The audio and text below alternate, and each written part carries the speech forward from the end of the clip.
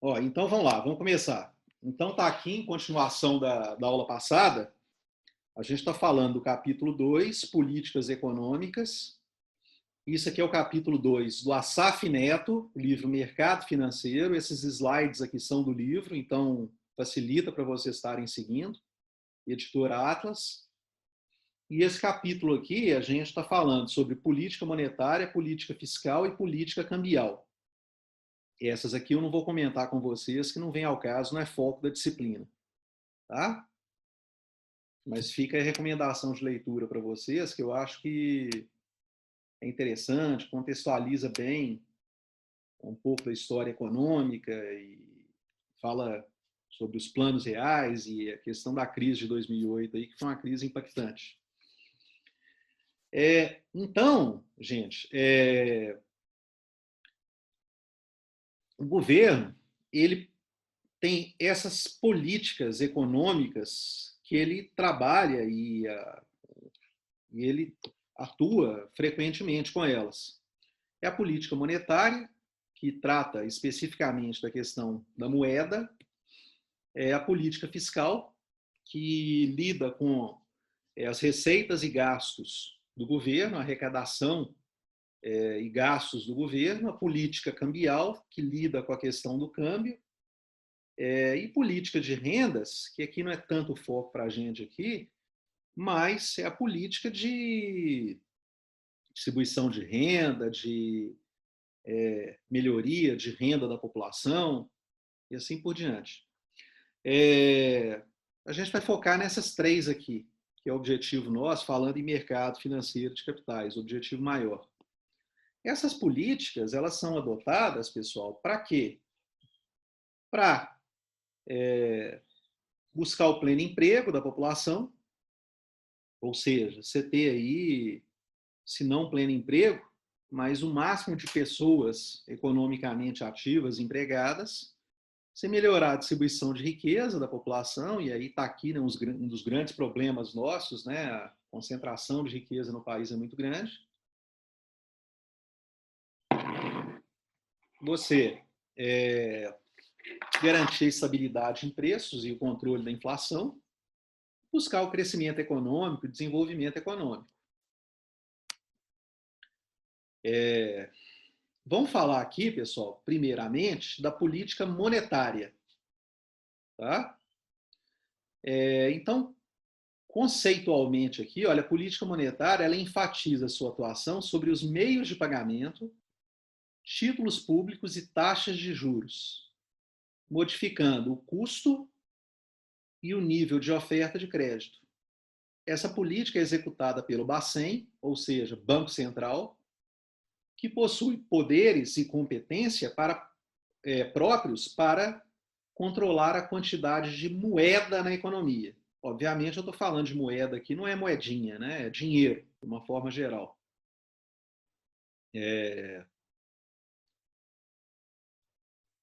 A política monetária, pessoal, ela pode ser controlada dessas três maneiras aqui, que é o que a gente vai ver nessa aula. Nessas quatro maneiras aqui. O recolhimento de compulsórios,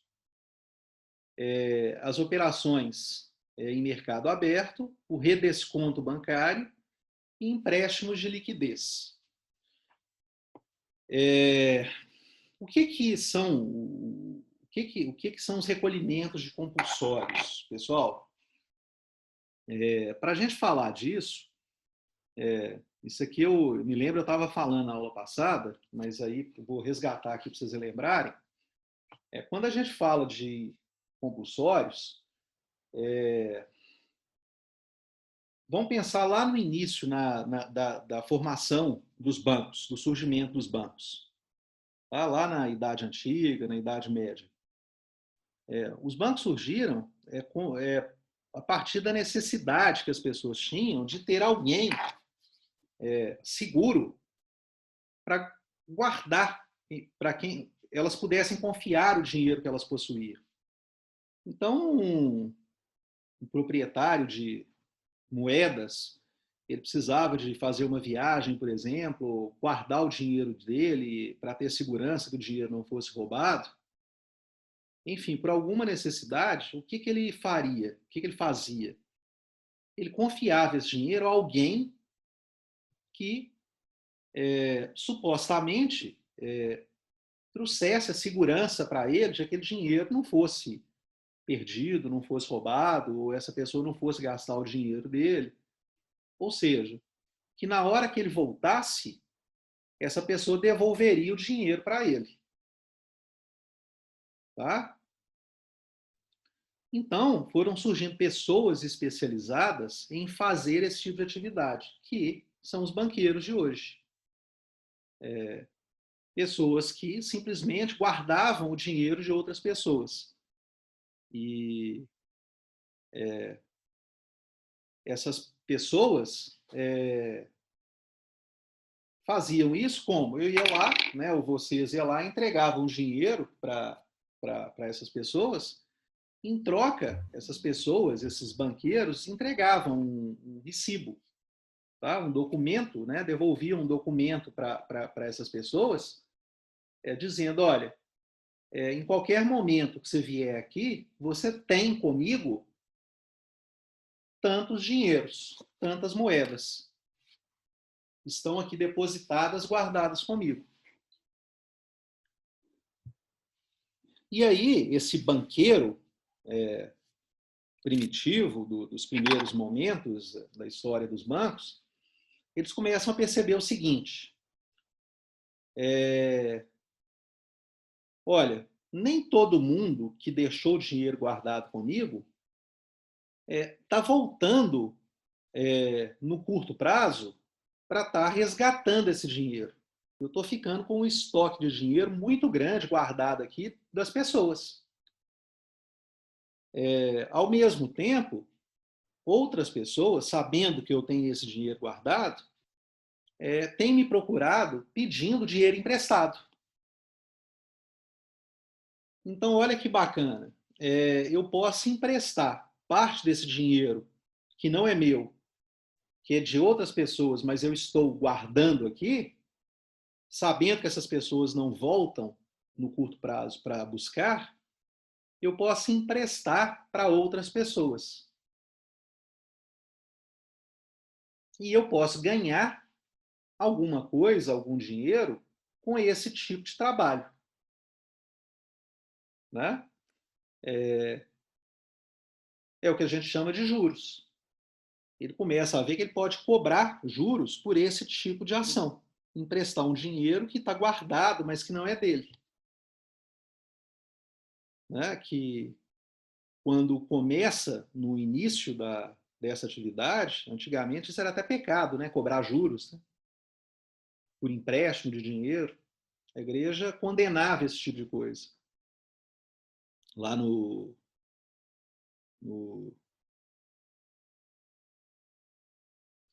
no direito canônico, que é o direito da Igreja Católica, quando a Igreja Católica tinha uma atuação forte sobre o direito, isso está lá. Isso é considerado como, como pecado. Né? Hoje em dia, não. Né? O pecado é não cobrar juros. Né? Raramente a gente vê esse tipo de ação, né? De emprestar sem cobrar juros, né? Aquela coisa de pai para filho que a gente fala.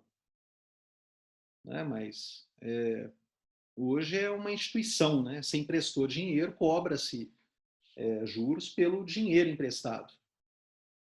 Os juros é considerado hoje como se fosse o aluguel do dinheiro. Né? É o valor que eu pago por estar alugando um dinheiro, né? Para estar pegando um dinheiro emprestado e utilizando um dinheiro que não é meu. Tá? Tem um espetáculo de Shakespeare, o Neil falando aqui, chamado Mercador de Veneza, que fala disso. Legal, Neil. Eu vou procurar isso aqui. Onde que tem isso? Deve ser bacana.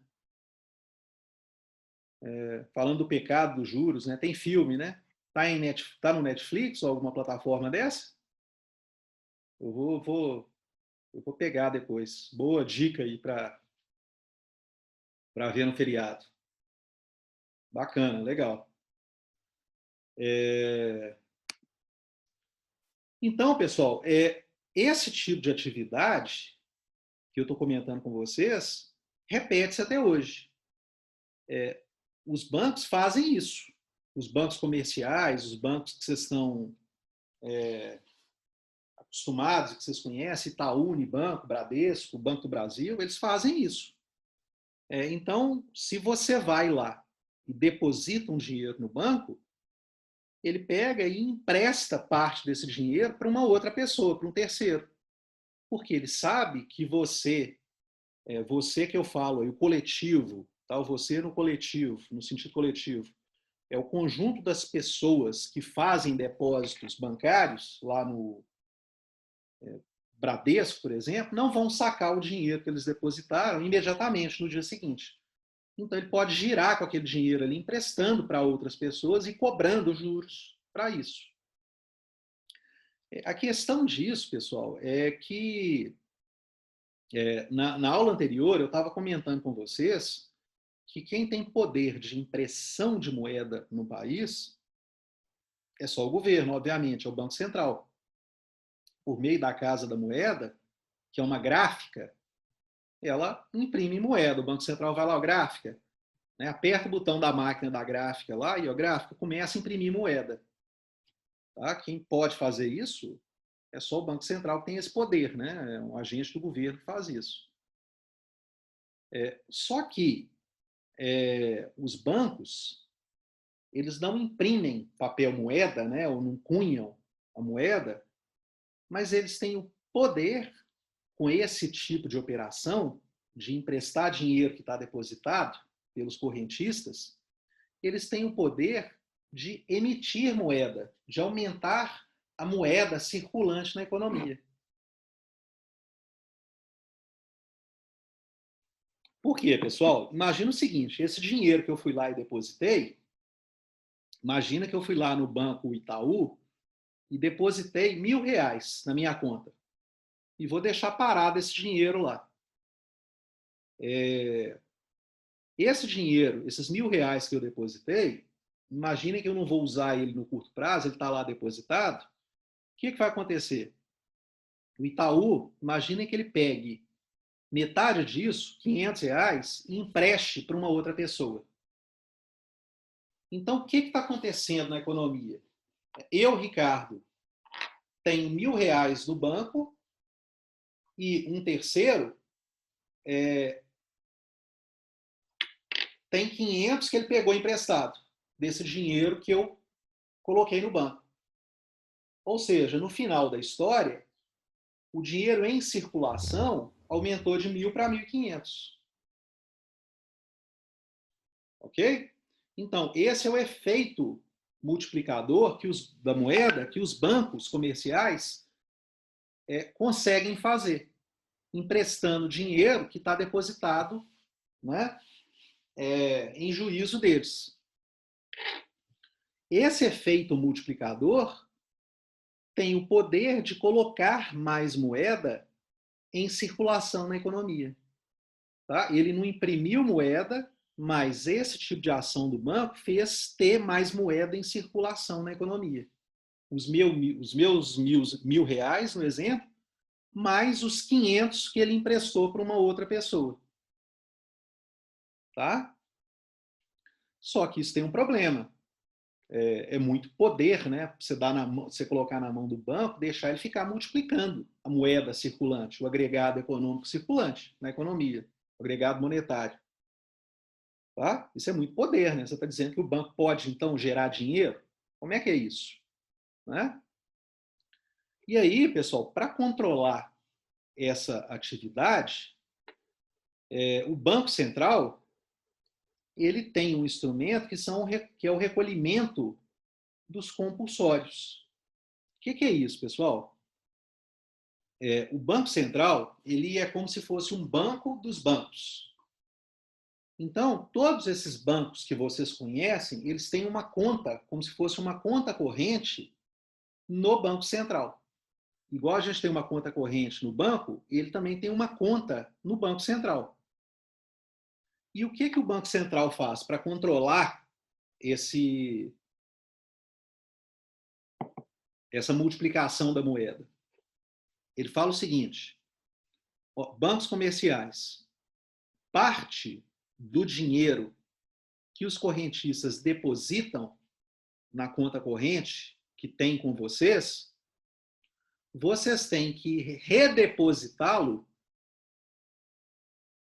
na conta corrente que vocês, bancos, têm, junto ao Banco Central. Então, ele fala o seguinte, olha, no exemplo que eu dei, parte dos R$ 1.000 que o Ricardo depositou na conta corrente dele, você tem que depositar junto ao Banco Central. Você não pode utilizar para emprestar para um terceiro. Exatamente para limitar esse poder de multiplicação que os bancos comerciais têm com esse tipo de operação. Então, o Banco Central fala, olha, 60%, por exemplo, tá? Por exemplo aqui, 60% dos R$ 1.000, ou seja, R$ 600 que o Ricardo depositou na sua conta, você vai ter que depositar no Banco Central. Ou seja, eu limitei a 40% o poder de multiplicação do banco que o Ricardo tem conta, fazendo esse tipo de atuação. Tá? E, obviamente, quando a gente pensa no coletivo, isso tem um efeito gigantesco, né? Quando a gente pensa no total de correntistas que existem junto aos bancos. Tá? A esse tipo de operação, pessoal, a gente chama de recolhimento de compulsórios. Tá? Ou recolhimentos compulsórios. O que é? Compulsoriamente, obrigatoriamente, os bancos têm que recolher parte do dinheiro que eles têm depositado em caixa junto ao Banco Central. Ok? Isso é o recolhimento compulsório. Então, vamos avançar nisso aqui e depois eu continuo falando aqui sobre os outros instrumentos de política monetária. Uma política monetária expansionista é aquela que eleva a liquidez da economia. Tá? Ou seja, ela tem a ver com o governo estar colocando mais moeda em circulação. Ele injeta uma maior quantidade de moeda no mercado. Isso é o que a gente chama de política expansionista. Tá? Os meios de pagamento estão aumentando. Por outro lado, uma política restritiva, uma política monetária restritiva, ela acontece quando a autoridade monetária reduz os meios de pagamento em circulação na economia. Ou seja, retira a moeda do mercado. Ricardo, você pode repetir só o que a política monetária restritiva faz, por favor? Tá, vamos lá. Eu vou ler e vou explicar, tá? De novo. Tá bom, obrigado. Por meio de uma política monetária restritiva, as autoridades monetárias promovem reduções dos meios de pagamento da economia, retraindo a demanda agregada, consumo e investimento e a atividade econômica. Então, o que acontece? O Banco Central ele vai lá e olha a economia. Tá? A economia está muito aquecida, e aí está tendo risco inflacionário, o Banco Central ele está vendo que a inflação está subindo, ele fala o seguinte, opa, peraí, tem muita moeda em circulação. Tá? Uma das formas da gente ver inflação é exatamente o quê? Excesso de moeda em circulação. Por quê? Por oferta e demanda, né? Equilíbrio de oferta e demanda, vocês conhecem muito bem, se a quantidade de moeda está muito grande, a oferta está muito grande, muito maior do que a demanda, o que vai acontecer? A moeda vai estar muito abundante na economia, consequentemente, o preço da moeda cai. Tá? O preço da moeda cair, pessoal, a gente vê quando a inflação. A inflação nada mais é do que o preço daquela moeda está desvalorizando. Então, quando eu olho uma nota de R$ 100, se eu tenho uma inflação de 10% ao mês, o que está acontecendo? Significa que é R$100 hoje, daqui a um mês vai valer 90. Ou seja, o preço da moeda caiu.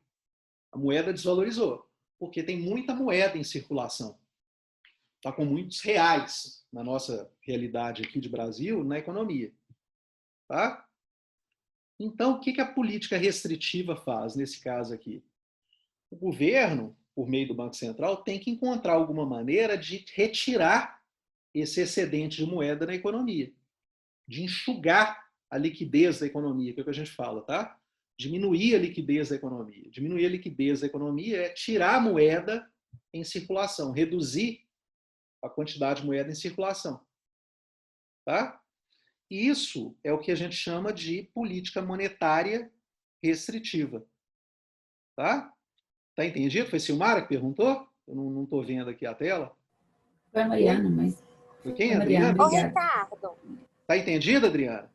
É Mariana. Mariana, desculpa, Mariana. Só um minutinho para responder outra pessoa que está perguntando. Tá Deu entendido, Raquel. Tá, sim, Não, obrigada. uma política restritiva, o que é? Ele tem que reduzir a moeda em circulação, a quantidade de moeda em circulação. Uhum. Tá? E Tá uma bom, política obrigada. monetária expansionista, ele tem que aumentar a quantidade de moeda em circulação. Ok. Tá? Moeda que eu falo Obrigada. meio de pagamento, né? Não precisa de ser Sim. só dinheiro vivo. Uhum. Tá Tá joia? bom, obrigada. Quem estava fazendo outra pergunta? Sou eu, Ricardo. Raquel. Raquel. Vamos lá, Raquel.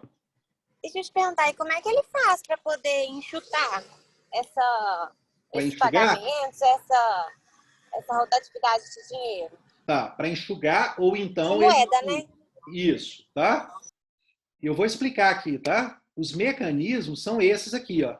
Estão aparecendo no slide, tá? Compulsórios, operação a mercado, redesconto bancário e empréstimo de liquidez. Tá? Ele pode interferir num desses instrumentos aqui, que eu vou explicar, tá? Um deles, sim. eu já comecei aqui a introduzir para vocês, é o recolhimento de compulsórios. Então, o que acontece? Se ele quer colocar mais moeda em circulação, o que ele fala? Ele chega lá para os bancos e fala o seguinte: olha, banco, agora você pode deixar menos dinheiro depositado aqui comigo. Então, por exemplo, suponha que o depósito compulsório esteja em 40%. Tá? 40%. Ou vamos pegar os 60%, que era o exemplo que eu estava dando, né? Para ficar aqui só no mesmo exemplo. Então, suponha que o Banco Central estava falando o seguinte: ó, os R$1.000 que o Ricardo depositou, você tem que redepositá-lo no Banco Central 60% disso, por exemplo. Tá? Ou seja, o banco vai ficar só com 40% na conta para emprestar. Tá joia, Raquel? Aí o banco, o que acontece? Sim. 40%, que é o que o banco está utilizando para emprestar para as pessoas. Aí o Banco Central quer aumentar a moeda em circulação. O que ele faz? Ele fala: olha, bancos, agora de 60% que vocês têm que depositar compulsoriamente no Banco Central, agora vão cair esse negócio para 30%, por exemplo. Então, o banco que ficava com ele disponível R$400 para emprestar, no nosso exemplo aqui, agora ele vai ficar com R$700. 30% ele vai ter que depositar no Banco Central, ou seja, R$300, e os outros 700 ele vai ficar disponível no banco para emprestar. Entende? Consequentemente, o banco ele tendo mais dinheiro para emprestar, o banco automaticamente vai injetar mais dinheiro no mercado. Vai colocar mais dinheiro no mercado. Tá? Ou seja, com esse tipo de ação, o Banco Central expandiu a moeda em circulação. Ok, Raquel? Ah, não. Agora vamos ver a restritiva. Ok, Ricardo. Aí eu Entendeu? queria saber a restritiva também. Vamos lá, restritiva. A restritiva é o contrário. O Banco Central acha que a economia está muito aquecida e a inflação está aumentando, ou sob risco de aumentar. O que ele faz? Ele aumenta o compulsório dos bancos.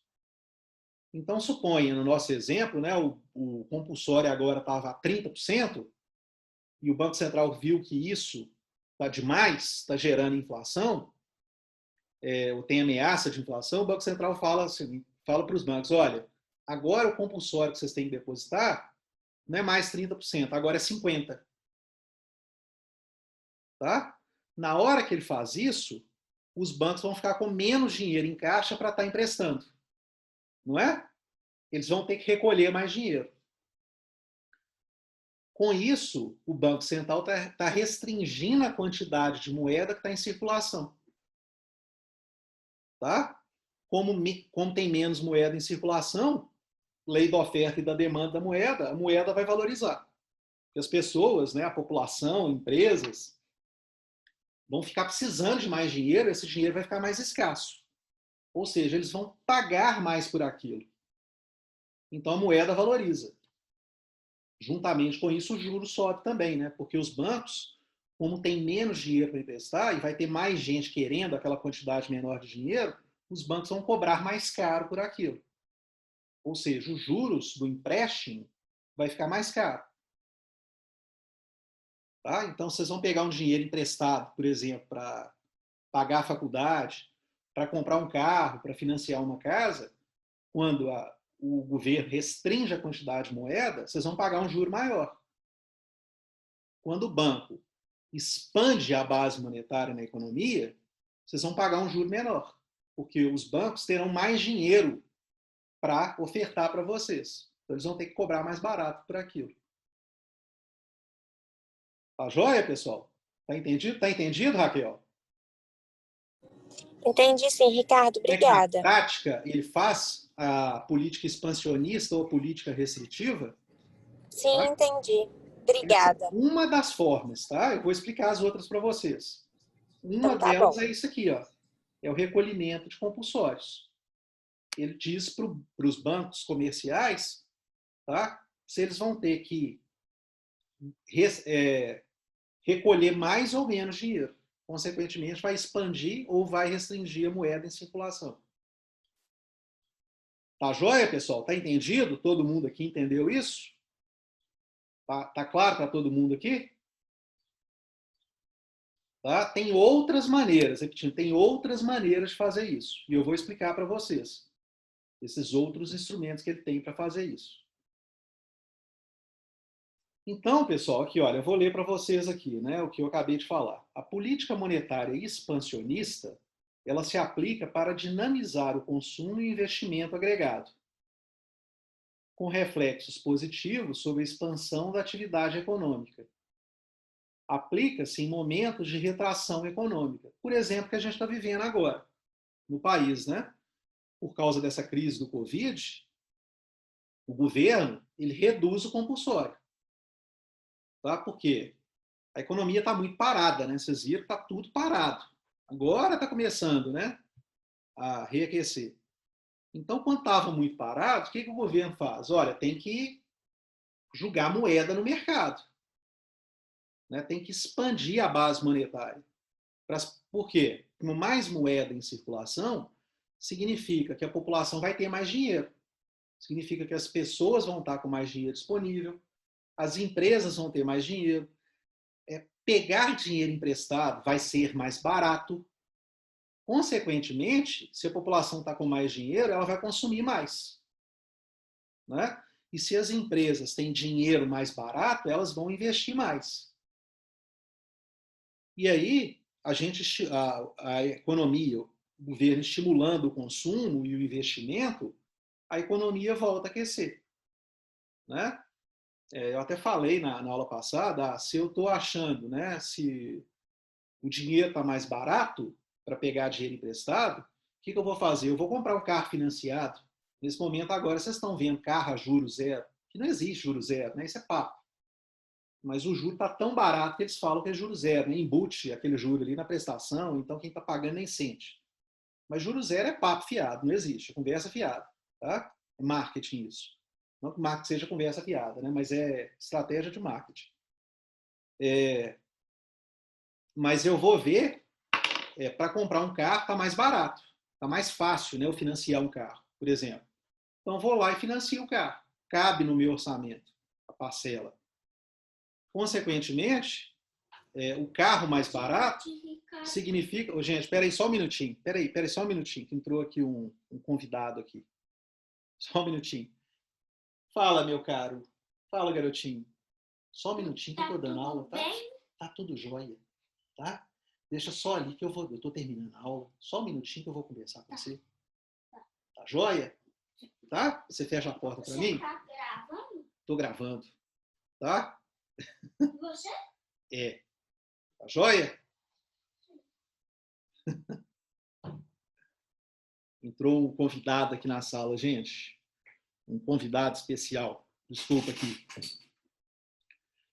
Mas então, gente, no nosso exemplo aqui, eu vou comprar um carro financiado, por exemplo, porque está mais barato, o juro está mais barato. E aí, o que eu estou fazendo? Eu comprei o carro, eu estou contribuindo para a montadora de carro vender mais carro. Se ela vai vender mais carro, ela vai fabricar mais carro, vai empregar mais gente, ela vai investir mais. E aí, mais gente empregada vai consumir também mais outras coisas. E aí a economia vai aquecendo. Tá? Então, esse é o efeito expansionista, quando o governo quer aquecer a economia. Da mesma maneira, ele faz, né, visando a política restritiva, né, fazendo a política restritiva. Se ele acha que a inflação está muito grande, ele retira a moeda em circulação, e aí eu vou pensar duas vezes antes de pegar um dinheiro emprestado para comprar o mesmo carro, porque eu vou pagar um financiamento mais caro, com juros mais altos. E esse financiamento mais caro pode ser que não caiba do meu orçamento, né? Ou pode ser que eu acho que tá muito caro, eu vou pagar muito caro por aquilo. Então, eu não vou comprar o carro, eu vou adiar a compra. Se eu não compro o carro, significa que a montadora vai vender menos carro. Consequentemente, ela vai empregar menos gente. Consequentemente, ela vai investir e gastar menos. Então, você vai ter mais gente desempregada que vai consumir menos. E aí você vai criando, né? Vai jogando a economia para baixo. O governo vai freando a economia com esse tipo de ação. Tá? Tudo bem, gente? Uma das maneiras para isso é o compulsório. É o depósito compulsório. As outras a gente vai ver. Aqui eu vou mostrar para vocês. Tá? Então, lendo aqui para vocês. O recolhimento de compulsórios é o percentual incidente sobre os depósitos captados pelos bancos comerciais que deve ser colocado à disposição do Banco Central.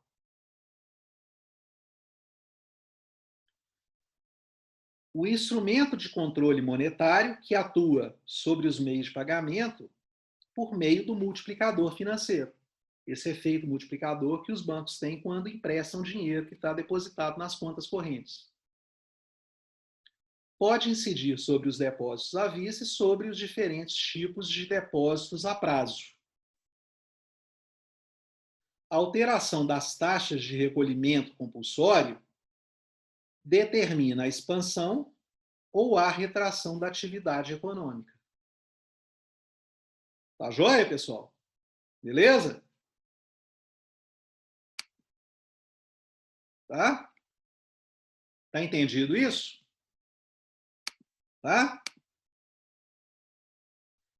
Deixa eu ver aqui. Uma aluna perguntando. Então, os compulsórios são estes valores que os outros bancos pagam ao Banco Central. Não é que eles pagam, eles têm que depositar no banco. Tá? Eles não estão pagando, eles estão depositando um dinheiro que os correntistas depositaram na conta deles. Eles recolhem isso no Banco Central. Ok?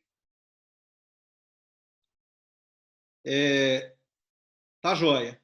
Beleza. Outra pergunta aqui. Ricardo, sempre após a adoção da política monetária expansionista, vem uma restritiva? Isso é uma boa pergunta. O que acontece? A economia ela é cíclica, né? Ela vai evoluindo, ela vai, ao longo do tempo, ela vivendo ciclos de expansão e ciclos de contração. Tá? Então, assim, sempre vai acontecer isso. A questão é que a gente não sabe o tempo que vai durar, né? Ele expandiu a base monetária, aí a economia começa a crescer, vai crescendo.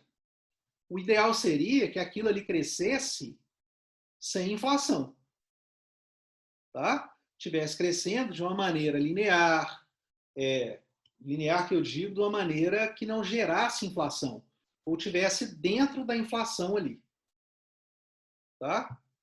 Agora, em algum momento, uma política expansionista, por exemplo, vai chegar numa situação onde que a inflação começa a sair daquele limite aceitável. Aí o banco vai ter que, né, a autoridade monetária vai ter que restringir a moeda para segurar isso. Então tem sempre ali, né, um ajuste fino a se fazer ali. Começou a sair muito do limite da inflação tolerável, aceitável.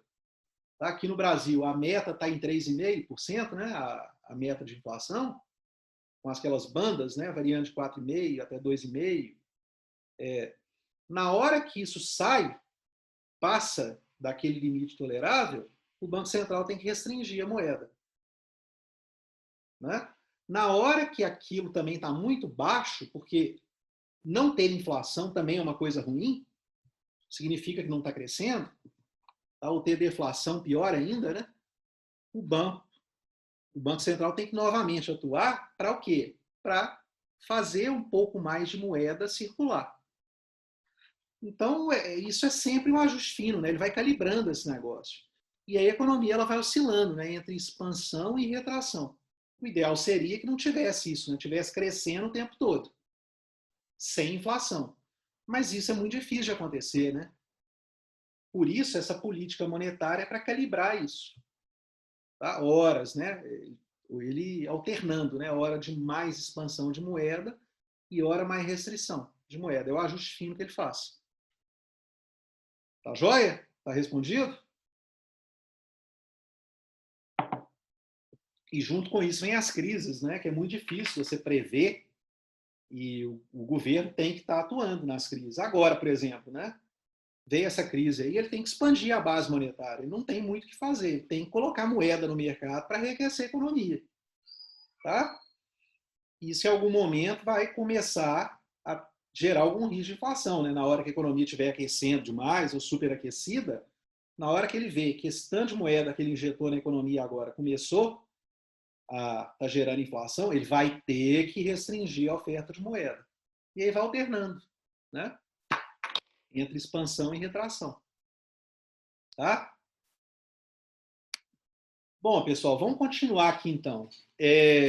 O segundo tipo de política monetária, tá? Aí que também pode ser utilizada para expandir ou para retrair a base monetária, são as operações de mercado aberto.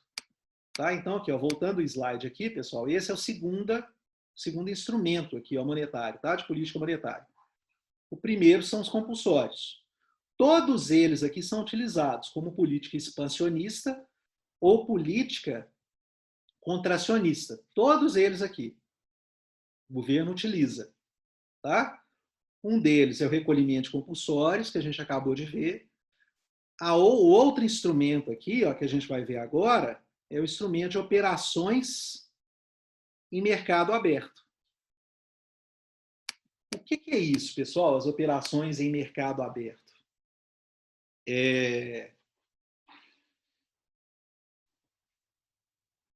Também utilizado, tá? Para enxugar a moeda do mercado ou para aumentar a quantidade de moeda no mercado. Também tem essa mesma função.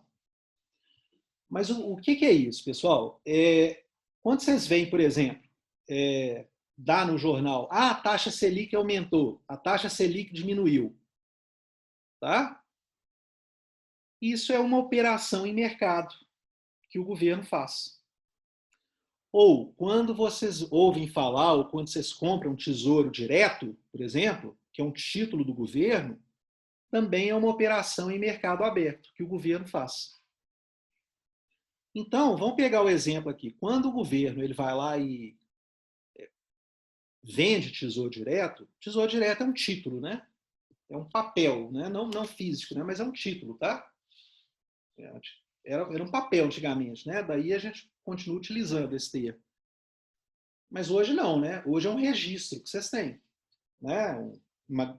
É um registro como se fosse uma conta bancária que vocês têm. Olha, eu tenho um tesouro direto. O que é isso? O governo ele vai lá e emite esses títulos e vende eles no mercado. Então, se vocês quiserem comprar o Tesouro Direto, vocês vão lá e compram o Tesouro Direto. Quando vocês compram o Tesouro Direto, o que vocês estão fazendo? Vocês estão emprestando dinheiro para o governo. Nada mais é do que isso, né? O governo ele fala o seguinte, olha, fulano, me empresta o dinheiro que você tem e eu te prometo que eu vou te pagar a inflação mais uns juros de tantos por cento ao ano ou ao mês, né? Por esse dinheiro que você me emprestou. Nada mais é do que isso. É o governo pegando dinheiro emprestado com as pessoas, com a população, tá? Ou com os bancos. Tá? E aí o que acontece, pessoal? Por que isso é uma política monetária? Porque quando ele coloca esses títulos no mercado, quando ele vende um tesouro direto, por exemplo, o que ele está falando? Né? Ou a gente vai lá e compra um tesouro Selic, por exemplo, ou um tesouro direto com uma taxa de, vamos pegar aqui, 4,2%, que atualmente eu acho que é uma taxa alta para a situação e que a gente consegue comprar no mercado em torno de 4,2%, mais o IPCA, mais inflação. Tá? Tem aí um tesouro 2055, se não me engano, que paga isso. O que o governo está falando? Olha, se você me der o seu dinheiro aqui, se você me emprestar o seu dinheiro, eu te garanto que todo ano, até 2055, eu vou te pagar 4,2% de juros ao ano, mais a correção da inflação pelo IPCA, tá? Que é o Índice de Preço ao Consumidor Amplo. Tá? O governo está falando isso. E aí o que ele está fazendo, pessoal? Eu estou dando meu dinheiro para o governo, né? Eu estou emprestando para o governo, e o governo está me dando um papel, está me dando um título em troca. Então, o que o governo está fazendo na prática? Ele está trocando dinheiro por título público. E quando ele está fazendo isso, ele tira dinheiro da economia, porque o Ricardo foi lá e entregou o dinheiro que ele tinha para o governo em troca de um título público. Então, o que o governo fez nessa operação? Ele enxugou parte da moeda que está na economia também. Tá? Ele tira o excesso de moeda que está na economia vendendo títulos públicos, ou seja, trocando com as pessoas moeda que elas detêm, ou empresas ou bancos, por uma garantia de um retorno maior no futuro, que é o que o título público faz. Ok? Então, isso é outro instrumento que o governo tem para operar com política monetária, para fazer política monetária, que a gente chama de operações de mercado aberto. Então, vou ler aqui, pessoal. Elas funcionam como instrumento ágil de política monetária para melhorar o fluxo monetário da economia e influenciar os níveis de taxas de juros a curto prazo. Por que ele faz isso? Por que ele influencia? O governo pega e fala o seguinte, olha, hoje eu estou pagando um título, é a taxa Selic. Aí a gente olha, a Selic atualmente está a 2%. Né? Menos pessoas, é uma taxa muito baixa dessa, vão ter interesse em emprestar dinheiro para o governo. Aí o governo fala o seguinte, não, agora eu vou pagar, a Selic vai estar a 5%, ao invés de 2%, vai estar a 5%. Ou seja, ele vai remunerar, ao invés de 2%, ele vai remunerar quem comprar um título público por 5%. Então, ele vai tornar aquele título público, aquele papel, mais atraente. Tá? E aí mais pessoas vão emprestar dinheiro para o governo. O que ele fez? Ele aumentou a taxa de juros da economia. Então, quando vocês ouvem o governo falar a taxa Selic caiu, ou a taxa Selic aumentou, tá? Na prática, o que significa? Significa que o Banco Central, o governo, né, está pagando um valor maior ou um valor menor, tá? Pelos juros do dinheiro que ele pega emprestado com as pessoas, com os bancos, com as empresas. Tá? Ele aumenta a remuneração do dinheiro que ele pega emprestado. Ele está alugando o dinheiro, pagando um preço por esse aluguel mais alto. Ele aumentou a taxa de juros que ele paga, que ele pega emprestado. Tá? Então, pessoal, não existe um botãozinho que quando vocês ouvem, né, a reunião do Copom. O Copom se reuniu e aumentou a taxa de juros para 10% ao ano. Não é um botãozinho, ele não estala o dedo e fala assim, olha, agora aumentou a taxa de juros. Não. O que ele faz? Ele está jogando mais papel no mercado, pagando um juro mais alto. Tá? Consequentemente, esse juro mais alto vai atrair mais dinheiro para ele. E aí ele vai enxugar a economia. Tá? Vai tirar a moeda em circulação. Tá? Ele fez uma política monetária contracionista ou restritiva. Ele enxugou o mercado pagando uma taxa de juros maior. No caminho contrário, se ele reduz a taxa Selic, que foi o que aconteceu, agora vem acontecendo, né, nos últimos anos, por causa da crise que a gente vinha passando, e agora mais ainda por causa do coronavírus, o que ele faz? Ele reduz a Selic. Ou seja, ele está jogando títulos no mercado com juro menor. O que acontece?